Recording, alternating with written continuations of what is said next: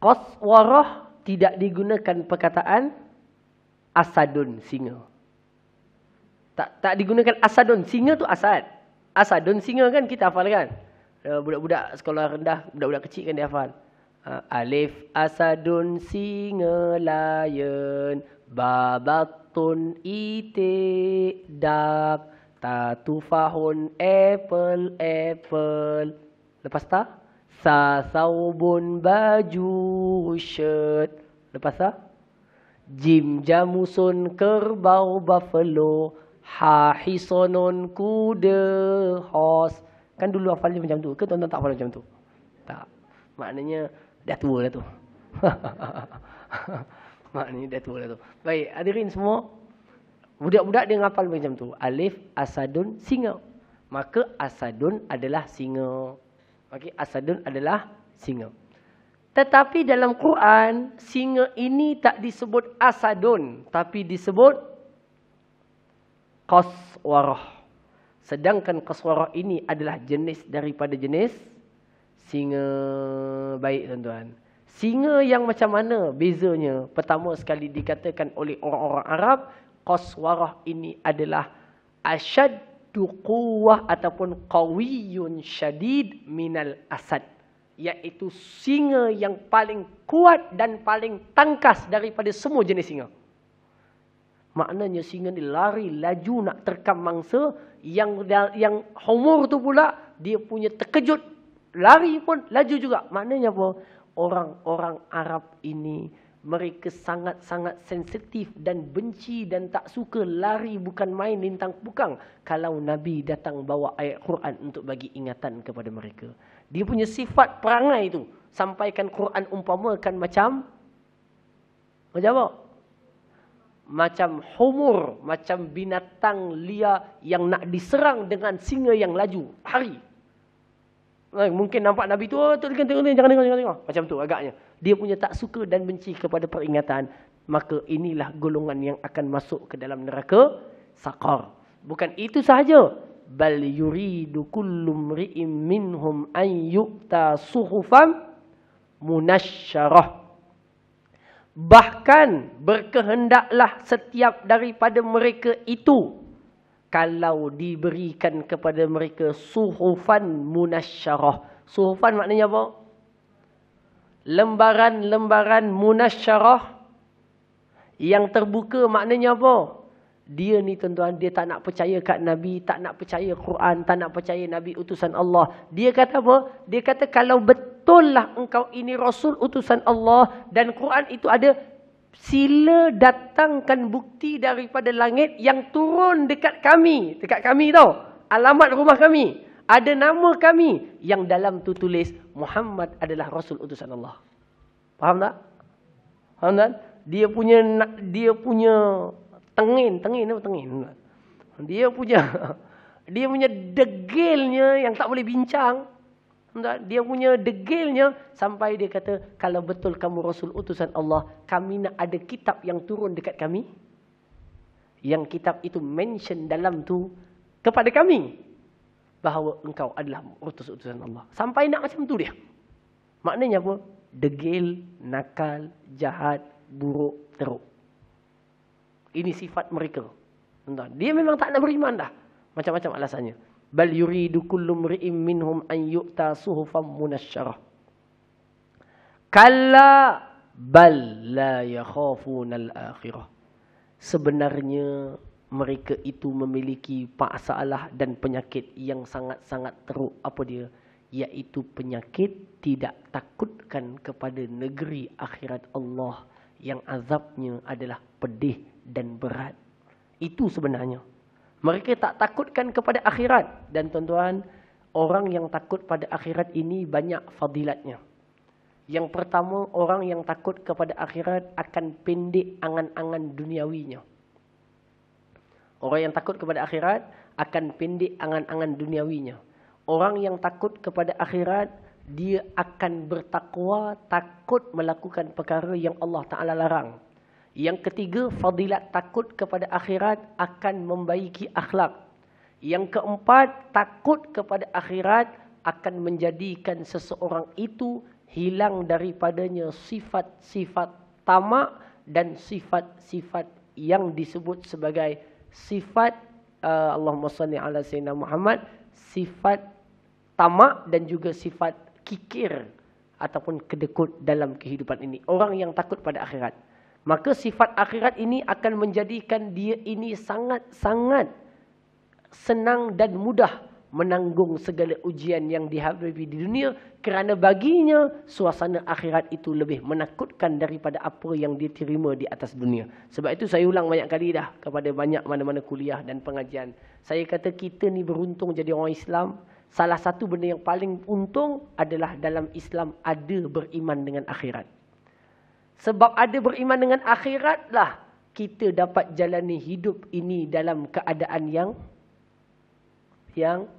yang terus boleh hidup dengan baik dan tenang. Kalau kita punya hidup cuma dunia dengan kefahaman seperti ideologi dan agama yang lain, seperti golongan etis yang tak percaya akhirat, tak percaya agama, tuan-tuan, hidupnya akan jadi susah dan resah. Kenapa? Kita kalau ada masalah dalam hidup, kita pun akan kata tak apalah, nanti kalau mati hilanglah masalah ni. Kita kena penyakit, kita kata sabarlah, mudah-mudahan dekat akhirat Allah bagi pahala. Kan gitu kan? Nampak tak? Kalau kita ada orang buat kita kata tak apalah, nanti kat akhirat Allah balas kat dia. Kan macam tu. Kita buat benda baik, kita sedekah buat. Hidup kita dekat dunia ni jadi kurang tekanannya sebab kita yakin ada akhirat. Cuba bayangkan akhirat tak ada. Kita tengok orang kaya, kita kata bila aku nak kaya ni susah betul buat itu, buat tak kaya-kaya. Sebab orang tu kaya, kita kaya. Sebab hidup hanya kat dunia. Tapi kalau dia beriman, dia kata alhamdulillah dapat hidup cukup, okey dah. Dan mudah-mudahan dapat kaya kat akhirat pun baik dah. Dia kena uji dengan sakit. Sakit itu menjadikan dia tidak terlampau tertekan. Kerana bagi dia, sakit ini kafarah dosa dia. Mudah-mudahan selamat di nanti ke akhirat. Nampak tak? Jadi, ada iman dekat akhirat sahaja, sudah menjadi nikmat besar kepada hidup kita. Ujian, musibah, semuanya dapat kita tanggung dengan baik apabila adanya keimanan kepada negeri akhirat Allah Subhanahu wa ta'ala. Kalla bal la yakhafuna al-akhirah. Kalla innahu tazkirah. Sekali-kali tidak. Sesungguhnya itu adalah merupakan ingatan dan peringatan daripada Allah Ta'ala. Faman sya'a zakarah. Baik. Kalla sekali-kali tidak kan? Innahu. Sesungguhnya. Nya tu apa? Wah, pandai betul lah makcik ni. Rasa macam tak nak ajar pula dah. Belum buka lagi dah jawab dah. Tahniah. Innahu, sesungguhnya, nya tu adalah Quran. Sesungguhnya Quran adalah tazkirah. Kitab yang dalamnya ada peringatan, ada nasihat, ada ingatan. Sebab tu Quran kena selalu baca dan baca terjemahannya, ambil pelajarannya. Sila masuk makcik. Masuk. Boleh 5 minit pun tak apa makcik. Tuan-tuan, okey, siapa yang tertinggal saya punya kuliah dan kelas, tuan-tuan boleh ikut selain daripada yang Haji Khuzairi rakam tuan-tuan, tapi kuliah saya yang lain, hampir semua kuliah saya di mana-mana saya mengajar, saya rakam dan saya masukkan dalam Telegram. Apa je? Dalam yang ni. Okey, mana yang tertinggal ada dalam FB, ada dalam YouTube masjid. Ada dalam YouTube masjid. Okey, dalam masa yang sama juga kalau kuliah-kuliah yang lain Haji FB, tak apa tengah sebut ni Fi. Sila Haji. Okey. Tuan-tuan boleh join masuk dalam grup Telegram. Saya ada buat Telegram. Telegram tu untuk himpunkan semua kuliah-kuliah saya. Tuan-tuan, yang di sini dan di mana-mana. Okey, di sini dan di mana-mana. Tuan-tuan, saya tak tahu boleh ke cari. Boleh cari kan Telegram tu kan? Tuan-tuan tulis je Ustaz Syafiq Abu Sofi. Macam ni ejaannya. USTSHAFIQ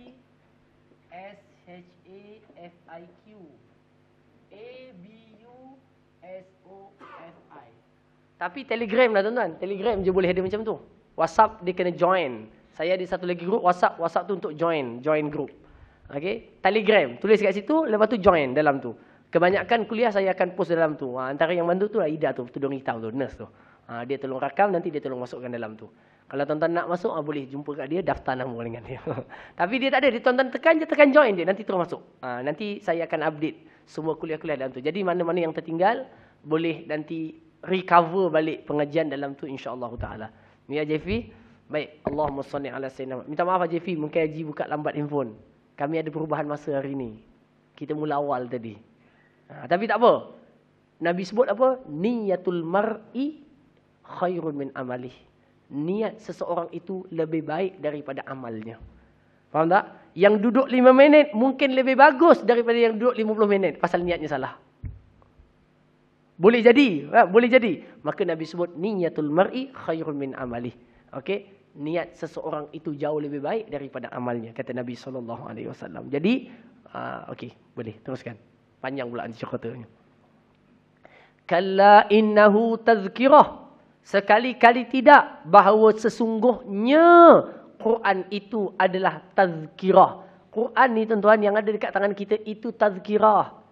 Ustaz lama tak dengar tazkirah tu, Quran tu baca. Baca terjemahannya, keluarkan nasihatnya, ambil ingatannya. Setiap tempat dalam Quran ada ingatan yang patut untuk kita beringat. Quran namanya tazkirah. Kalla innahu tazkirah. Ketahuilah bahawa Quran itu adalah ingatan, peringatan, nasihat. Kamu lalai dan lupa Quran. Sebab itu saya pesan diri saya sendiri dan kita semua. Jangan tinggal baca Quran dan tadabbur maknanya. Setiap kali kita baca dan kita tadabbur, kita akan dapat nasihat untuk diri kita. Yang terlalai, yang terjauh daripada Allah, yang kadang-kadang terikut dengan nafsu dan kejahatan, maka Quran akan balikkan balik kita dengan ingatan tersebut. Kita senang lupa. Kita senang terleka. Maka Quran akan pandu kita balik kepada jalannya yang tepat dan benar. Boleh kan? Kalla innahu tazkirah. Ketahuilah sesungguhnya Quran itu merupakan tazkirah, peringatan. Faman syaa'a dzakarah. Tapi Quran kata apa dia? Hanya bagi siapa yang nak ambil ingatan. Maknanya apa? Ada orang tak nak jadikan Quran sebagai ingatan. Dia cuma nak jadikan Quran sebagai apa dia? Perhiasan. Atau menjadikan Quran sebagai lagu. Atau jadikan Quran sebagai tangkal. Atau jadikan Quran sebagai musabaqah. Iaitu pertandingan-pertandingan untuk dipertandingkan. Tak. Quran kata faman syaa'a dzakarah. Bagi siapa yang buka Quran, niatnya nak ambil peringatan. Sebab itu guru-guru kami dan ulama-ulama menyarankan kepada kita sebelum baca Quran, kita letakkan niat nak baca Quran. Ya Allah, dengan bacaan Quran ini jadikanlah Quran sebagai contohnya penenang hatiku ataupun sebagai makanan kepada jiwaku dan jadikan ini sebagai ingatan buatku. Tuan-tuan baca, tengok terjemahan, nanti dia jadi betul ingatan untuk kita. Ada je ayat yang kena dengan kita. Okey, untuk ingatan kita pada hari itu. Inilah kemukjizatan Al-Quran Al-Karim. Boleh tuan? Faman syaa'a dzakarah. Lagi? Fi suhufim mukarramah. Faman syaa'a dzakarah wa ma yadhkuruna illa an yasha Allah. Tidaklah mereka mengambil ingatan melainkan siapa yang dikehendaki Allah. Orang yang bergantung dan berdampingan dengan Quran adalah orang yang dikehendaki Allah dengan kebaikan. Maka siapa yang Allah kehendaki baginya kebaikan, dia akan berdampingan dengan Quran dan selalu mendapat peringatan-peringatan. Jadi kalau ustaz-ustaz ni tuan-tuan, kita jemput dia ustaz, minta bagi tazkirah. Tuan-tuan, tazkirah ustaz tu mestilah cernaannya daripada Quran. Baru jadi tazkirah yang tepat. Kalau tazkirah daripada dia atau akalnya mungkin tepat, mungkin tak tepat. Tapi kalau datang daripada Al-Quran, ingatan Allah, 1-2 ayat pun tak apa, maka dia akan ingatkan pada ingatan yang tepat. Quran selalu ingatkan kita tentang hakikat hidup. Quran selalu ingatkan kita tentang hakikat penghambaan. Quran selalu ingatkan kita tentang hakikat umur dan usia dunia. Quran selalu ingatkan kita tentang tipu daya syaitan. Quran selalu ingatkan kita tentang akhlak dan juga adab. Dan Quran selalu ingatkan kita tentang ketakwaan dan menjaga batas-batas ajaran agama Allah Subhanahu wa ta'ala. Huwa ahlut taqwa wa ahlul maghfirah. Dialah Allah yang merupakan ahlut taqwa. Apa makna ahlut taqwa? Ahli taqwa kan dalam bahasa terjemahan perkata dia kan. Ahli taqwa maknanya apa? Dialah Allah yang sepatutnya kalian bertakwa, iaitu takut kepadanya.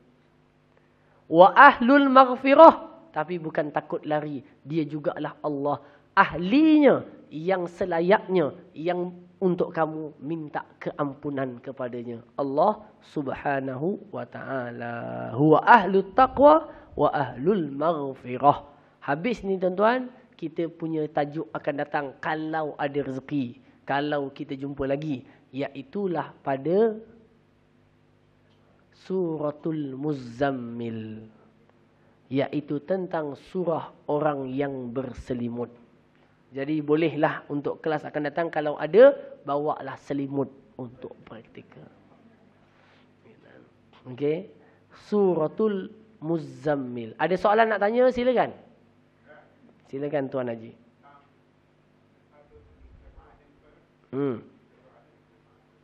Tak dengar? Ya. Confirm.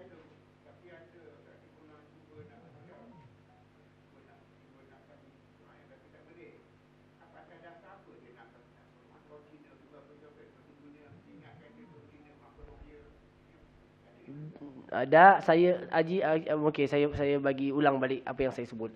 Maknanya Quran kata orang ini takkan bermanfaat syafaat mereka orang kafir ni. Quran kenapa gunakan perkataan ada juga syafaat untuk mereka sedangkan mereka kafir? Maknanya apa? Mereka ni memang confirm masuk neraka Saqar. Okey? Dan mereka tak boleh bersyafaat.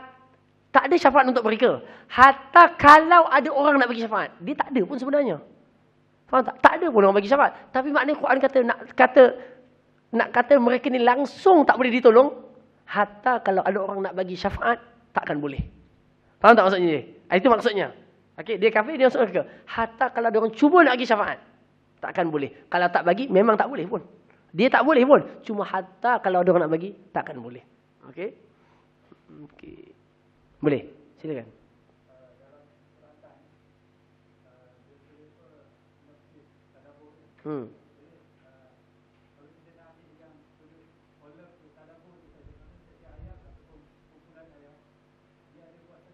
Sinopsis. Ringkasan. Oh, sinopsis Quran. Oh, idea tu bagus. Tapi setakat ni saya tak tahu ada lagi ada. Cuma kena ikut sinopsis macam tu lah. Maknanya ringkasan-ringkasan setiap surah di dalam Al-Quran Al-Karim. Ada ke tak ada? Kan? Maka jawapannya, mana tanya saya apa? Bukunya ke apa? Saya rasa setakat ni yang dah buat itu je lah tuan-tuan. Quran Time tu yang dia keluarkan cetakan buku tu kan. Warna biru, warna purple tu. Itu je lah setakat ni yang saya tahu ada. Dan itu pun adalah tadabbur kemudian baru dibuat sinopsis. Sinopsis tu kena ikutlah dia punya ni baru ada. Kalau tak tuan-tuan kena baca terjemahan atau tadabbur sendiri. Tak tahulah kalau dah ada jurnal-jurnal atau artikel atau buku lain. Setakat yang saya jumpa saya tak tahu lagi. Okey, tentang sinopsis ringkasan-ringkasan chapter-chapter di dalam Al-Quran Al-Karim. Soalan lain kalau ada satu.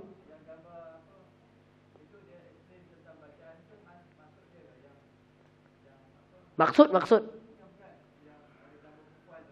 perempuan.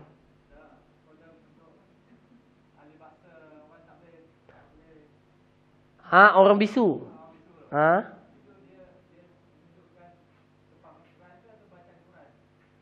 Kefahaman, makna. Bang, makna. Sebab bacaan dia tak boleh diisyaratkan. Sebab dia memerlukan tajwid. Macam mana contohnya? Dia tak boleh kan? Okey, dia tak akan jadi begitu. Okey? Dia tak akan jadi begitu. Okey, kefahaman dia adalah dengan bahasa ataupun makna, bukannya dengan tajwidnya. Okey, selesai insya-Allah, tuan-tuan. Mudah-mudahan Haji Afifi kalau tak dapat kelas tadi boleh tengok kat FB Masjid, boleh tengok kat YouTube Masjid ataupun join Telegram saya, nanti kita masukkan dalam tu. Kuliah yang tadi daripada awal tadi. Okey, jadi kita mulakan awal sikit tuan-tuan. Itu saja. Jadi terima kasih kepada semua. Jazakumullah khairan katsira. Barakallahu fikum. Ahsanallahu ilaikum. Kalau jumpa kawan-kawan yang baru datang tu cakap kat dia pertama tahniah datang, Allah bagi pahala dah. Cuma hari ni Ustaz mula awal. Mungkin maklumnya saya maklumkan terlambat tuan-tuan. Jadi itu saja. Okey, mudah-mudahan Allah terima segala amal kita. Aku qauli hadza wa astaghfirullahal azim li wa lakum. Allah manfa'na bima 'allamtana wa 'allimna ma yanfa'una wa zidna ilma. Rabbana atina fid dunya hasanah wa fil akhirati hasanah wa qina adzabannar. Walhamdulillahi rabbil alamin. Assalamualaikum warahmatullahi wabarakatuh.